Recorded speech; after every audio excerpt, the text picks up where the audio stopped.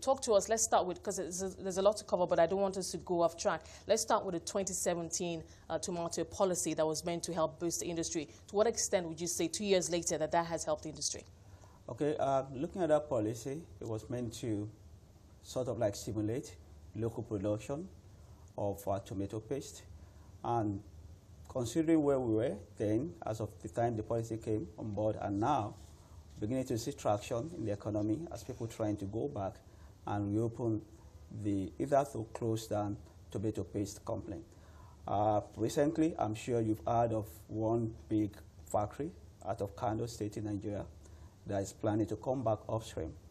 That plan was shut down about 2 years ago due to what I consider insufficient supply of tomatoes, fresh tomatoes for processing, and as well as the market inability to compete well in the market because of the imports and all of that. But what 2017 policies tend to do is, as much as possible, to hike the import duty on importation on one hand, and equally to introduce a tariff of 1,000 USD per ton of imported tomato paste. That is to discourage people from bringing processed tomato paste in the country, and then empower, on the other hand, local production by saying that if you invest in local production, you're going to be entitled to tax holiday. Okay. That's one. And secondly, if you're able to bring in greenhouse houses equipment, you're going to experience import duty free.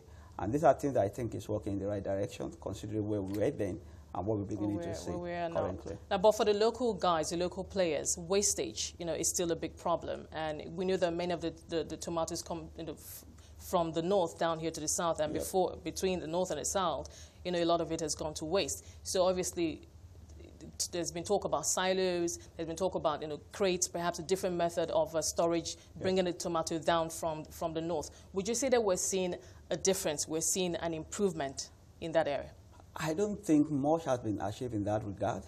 And if we need to be honest with ourselves, I think it's something we need to take decision on at the national level and say, are we going to address this?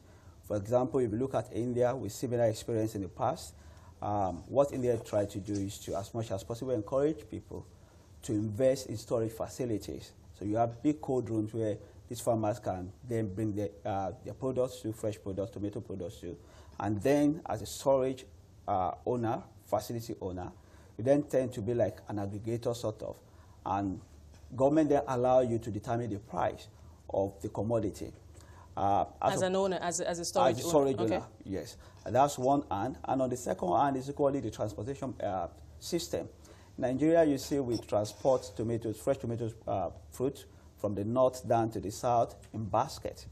Almost 50% of the fruit will have been destroyed due to bad roads, due to the packaging system and what have we, compared to use of crates that is being used in India.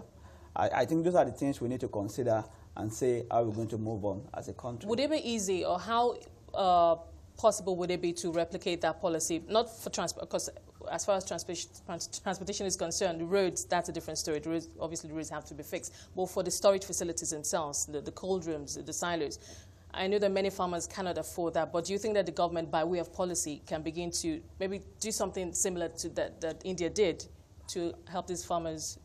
Yes, but I think the direction to go would be for government to actually encourage private players, big-time private players to come into play. But with incentives, like they did? Incentives, exactly. Such that they are given free hand to be able to operate, and necessary infrastructure that will make the business to thrive wherever it's located. For example, the quantum of tomato that has been produced in Nigeria as of 2016 approximates 2.3 million tons per annum, with 80% of it coming out of the northeastern part and northwestern part of the country. The northwestern part mainly of Kano, KB, and Katsina, Kano, Katsina, and Kaduna. So what are we going to be doing as a country to encourage people to have storage facilities in those locations? And they then tend to serve as aggregators, such that the processors doesn't have to think about investing in that part of the business, because they have a feed-in from the aggregators that goes into the processing. Let's quickly talk about yield. That's also very important, because in your report you identified a poor yield, poor seedling varieties, you identified pesticides and weed and all of that. But for the yield itself, in terms of enhancing the tomato, I mean, looking at your report, I saw where you mentioned the U.S., for example, one of the largest producers of tomato, using half or less than half the number of acres that we use in Nigeria. 25%. And they have 25%. And they have what? An incredible 30 million yield. Tons. So I'm wondering, I mean, what can we do by way of as a research to enhance the quality of the yield? So many things that we need to consider. You've mentioned it rightly. Research, we need to improve in that area.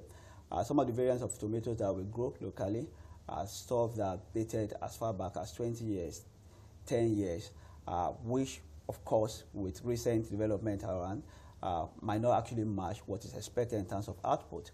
Another bit will be, how do we try and combat pest control, do pest control and every other destroy agent that comes to attack a farm. For example, in 2016, you recall there was Tuta absoluta attack in Nigeria that we call the tomato leaf miner, or some people claim to be tomato Ebola. That destroyed almost 80% of tomato fruit harvested in that particular year, or farmland in that year. So how do we correct that? That will be something we need to consider. And apart from that, but who would take the lead? Is it the Ministry of Agriculture? Who would be the body responsible to take the lead? I know that we have some research bodies here where there's IITA, I guess there's an Agricultural Research Institute. I'm thinking we have all these bodies, but who takes responsibility? I think the policy direction will have to come from the very top, which is the ministry, and in terms of giving the guidelines and what to follow. And again, making appropriate investment in research institutes, because one way or the other, they're equally linked to the ministry, and making sure that they do the right thing. But are you saying that right now none of that is steps are not being taken to improve tomato yields in the country? Steps is it ongoing, just on a large scale? Because if you look at where we're coming from 2006 to 2016, for example, we've seen 5% annual growth. Okay. But for me, if you compare to where we're coming from, 265,000 hectares of land to almost 700,000 hectares of land, we're getting to 2.3 million. I don't think we're just getting more land. Exactly, more land and not actually improving on the yield. So, I mean, I'm just wondering, so you've talked about the fact that policy should come from the top, perhaps the Ministry of Agriculture. Yes. But would you say that for the farmers, is there adequate or robust engagement, stakeholder engagement with the authorities in terms of how some of these issues can be, fast-tracked, solutions can be fast-tracked? Okay, if you look at the tomatoes farmers in Nigeria, they are broadly what I call subsistence farmers in rural locations. Some of them were organized in terms of cooperative societies and associations. So they may not actually have the formal engagement mechanism to interface with the policy makers over and above through the normal association. But I think we need to dissect it and come and what to say. Over and above the general farmers association, can we narrow it down to tomatoes producers? Because if you look at it, 2.3 million tons per annum, which is, if you look at our report, is consistent with what is required nationally per annum. But out of the 2.3 million, we actually get 1.3 million out of it. 1 million get destroyed along the, value chain. That's about 45% of that.